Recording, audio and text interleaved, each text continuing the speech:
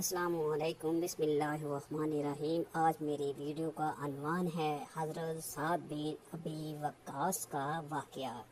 حضرت سعد کے والد مالک بن وہیب کا تعلق قریش کی شاخ بنو زہرہ سے تھا۔ اس لحاظ سے آپ رشتے میں حضور صلی اللہ علیہ وسلم کے ماموں تھے، کیونکہ حضرت آمنہ بھی بنو زہرہ قبیلہ سے اور حضرت سعد کی چچا سعد تھے۔ ایک دفعہ حضرت سعد کے تشریف لانے پر رسول اللہ صلی اللہ علیہ وآلہ وسلم نے فرمایا، یہ میرے ماموں ہیں، کوئی اور شخص مجھے اپنا ایسا ماموں تو دکھائے۔ والدہ حمنہ بنت سفیان بن امیہ بھی قریش سے تھی، کنیت ابو اسحاق تھی۔ حضرت سعد نے چوتھے اور چھٹے سال نبوت کے درمیان اسلام قبول کیا۔ اس وقت آپ 17 برس کے نوجوان تھے۔ خود بیان کرتے تھے کہ میں نے نماز فرض ہونے سے بھی پہلے اسلام قبول کیا تھا۔ آپ کا اسلام قبول کرنا بھی الہی تحریک کے نتیجہ میں تھی۔ آپ بیان کرتے تھے کہ اسلام سے قبل میں نے رویا میں دیکھا کہ گھپ اندھیرا ہے اور مجھے کچھ سجائی نہیں دیتا اور مجھے کچھ نظر نہیں آتا کہ اچانک ایک چاند روشن ہوتا ہے اور میں اس کے پیچھے پیچھے چلنے لگتا ہوں۔ کیا دیکھتا ہوں کہ کچھ لوگ مجھ سے پہلے اس چاند تک پہنچے ہوئے ہیں۔ قریب جا کر معلوم ہوا کہ وہ زید بن حارثہ، علی بن ابی طالب اور ابو بکر تھے۔ میں ان سے پوچھتا ہوں کہ تم لوگ کب یہاں پہنچے؟ وہ کہتے ہیں بس ابھی پہنچتے ہی ہیں۔ اس خواب کے کچھ عرصہ بعد مجھے پتہ چلا کہ رسول اللہ صلی اللہ علیہ وآلہ وسلم مخفی طور پر اسلام کی دعوت دیتے ہیں۔ ایک روز آپ صلی اللہ علیہ وآلہ وسلم سے اجیاد گھاٹی میں ملاقات ہوئی۔ آپ صلی اللہ علیہ وسلم نے اسی وقت نماز عصر ادا کی اور میں نے اسلام قبول کیا۔ مجھ سے پہلے سوائے ان 3 مردوں کے کسی نے اسلام قبول نہیں کیا تھا۔ ایک دوسری روایت کے مطابق حضرت سعد فرمایا کرتے تھے کہ میں نے 3 نمبر پر اسلام قبول کیا اور 7 دن تک مجھ پر ایسا وقت رہا کہ میں اسلام کا 3 حصہ تھا۔ حضرت سعد بیان کرتے ہیں کہ میں اپنی والدہ سے نہایت نیکی اور احسان کا سلوک کرتا تھا۔ جب میں نے اسلام قبول کیا تو وہ کہنے لگی، تم نے یہ کیا کیا؟ تم نے یہ اپنا دین کیوں چھوڑا؟ تجھے بہرحال یہ دین چھوڑنا پڑے گا، ورنہ میں نہ کچھ کھاؤں گی نہ پیوں گی، یہاں تک کہ میں مر جاؤں گی اور لوگ تمہیں ماں کے قتل کا طعنہ دیں گے۔ میں نے کہا، اے میری ماں، ایسا ہرگز نہ کرنا، کیونکہ میں اپنا دین نہیں چھوڑ سکتا۔ مگر وہ نہ مانی، حتیٰ کہ 3 دن اور رات گزر گئی اور والدہ نے کچھ کھایا نہ پیا نہ کھایا۔ صبح ہوئی تو وہ بھوک سے نڈال تھی۔ تب میں نے کہہ دیا کہ خدا کی قسم، اگر آپ کو 1000 جانیں ہوں گی اور وہ ایک ایک کر کے نکلے تو بھی میں اپنا دین کسی چیز کی خاطر نہیں چھوڑوں گا۔ جب انہوں نے بیٹے کا یہ عزم دیکھا تو کھانا پینا شروع کر دیا۔ اس موقع کے مناسبت سے سورۃ لقمان کی آیت نمبر 16 اتری کہ اگر وہ والدین تجھ سے جھگڑا کریں کہ تم میرے ساتھ شریک ٹھہرائے جس کا تجھے کوئی علم نہیں، تو ان کی بات نہ مان اور دنیا میں دستور کے مطابق رفاقت جاری رکھ۔ ابتدائی اسلام میں رسول اللہ صلی اللہ علیہ وآلہ وسلم کے صحابہ نماز ادا کرنے کے لیے مختلف گھاٹیوں میں چلے جاتے اور یوں اپنی قوم سے مخفی نماز یعنی کہ چھپے ہو کر نماز باجماعت ادا کرتے۔ ایک دفعہ حضرت سعد بن ابی وقاص صحابہ کی ایک جماعت کے ساتھ مکہ کے کس گھاٹی میں نماز ادا کر رہے تھے کہ اچانک مشرک ان پر چڑھ دوڑے اور پہلے تو انہیں نماز پڑھتے پا کر ناپسندیدگی کا اظہار کرتے ہوئے برا بھلا کہنے لگے، پھر ان پر حملہ آور ہوئے۔ حضرت سعد وہ شجاع اور بہادر مرد تھے جو اپنے اور اپنے ساتھیوں کے دفاع کے لیے بڑی جرأت سے آگے بڑھے اور ہاتھ میں آنے والی اونٹ کی ہڈی سے مد مقابل شخص کا سر پھاڑ دیا۔ یہ پہلا موقع تھا کہ مجبوراً اپنے دفاع میں ایک مسلمان کے ہاتھوں کمسی کا کافر کا خون بہایا، ورنہ مسلمان ہمیشہ فساد سے بچتے اور امن کی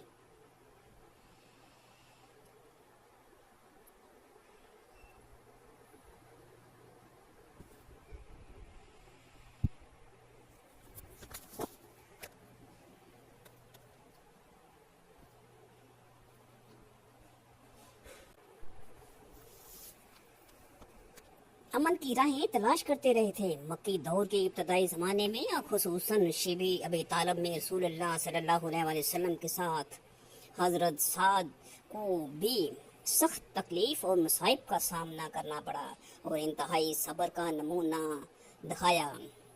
آپ رضی اللہ تعالیٰ عنہ بیان کرتے ہیں کہ ایک رات رسول اللہ صلی اللہ علیہ وسلم کے ساتھ پیشاب کرنے نکلا تو پاؤں کے نیچے کوئی سخت چیز آئی۔ وہ اونٹ کی کھال کا ٹکڑا تھا۔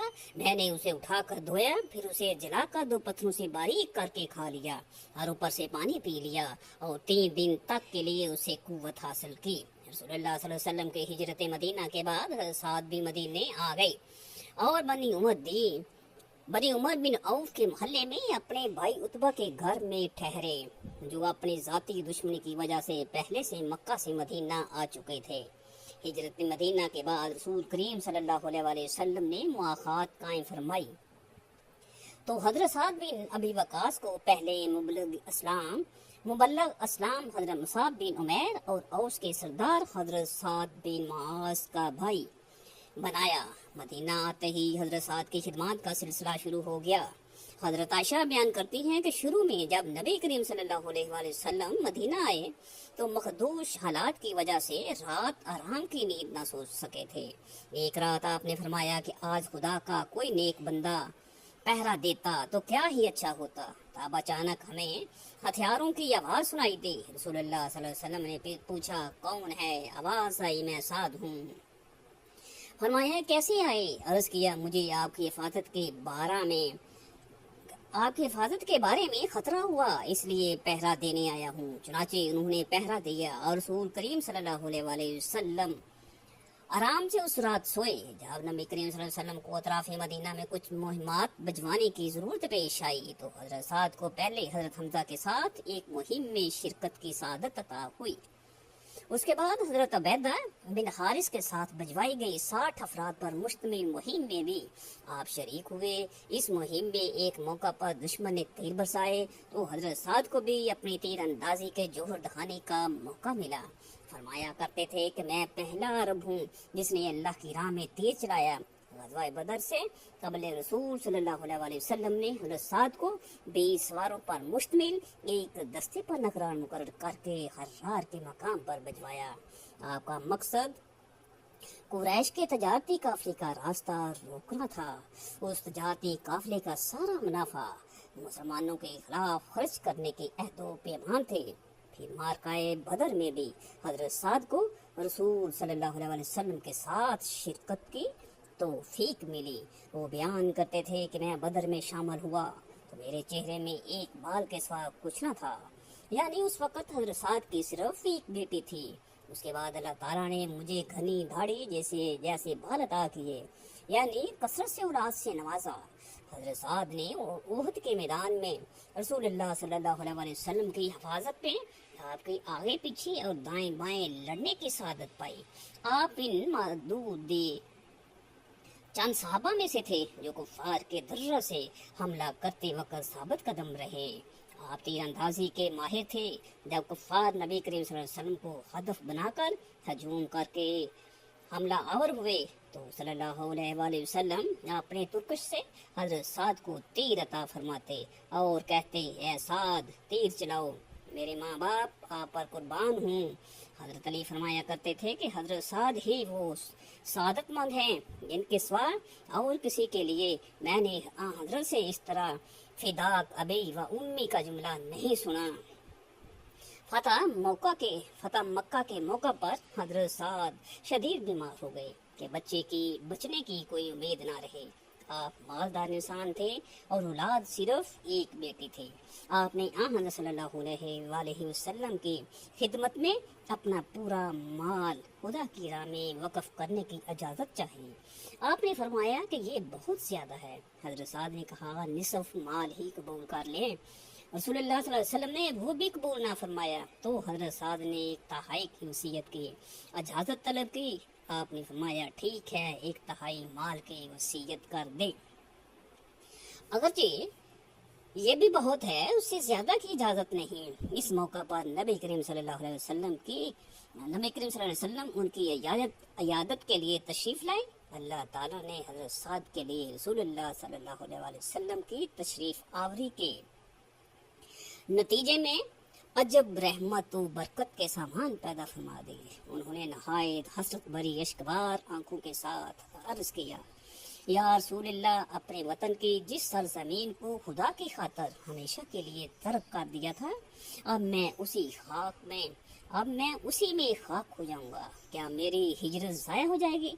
حضرت سعد کے اس انداز نے آپ کے دل میں دعا کی بے اختیار تڑپ پیدا کر دی۔ آپ نے اسی وقت بڑے اضطراب سے تکرار کے ساتھ یہ دعا کی کہ اے اللہ، سعد کو شفا عطا فرما۔ یہ دعا ایسی قبول ہوئی کہ اس کی قبولیت کا علم پا کر نبی کریم صلی اللہ علیہ وسلم نے فرمایا، اے سعد، خدا تجھے لمبی عمر عطا کرے گا اور تجھ سے بڑے بڑے کام لے گا اور تجھ پر موت نہیں آئے گی جب تک کہ یہ کچھ قومیں تجھ سے نقصان اور کچھ فائدہ نہ اٹھا لیں۔ پھر آپ نے یہ دعا کی کہ اے اللہ میرے صحابہ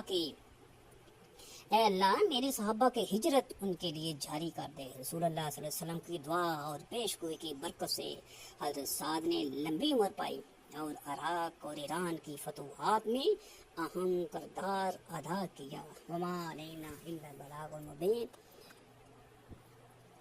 اللہ تعالیٰ مجھے اور آپ سننے والے کو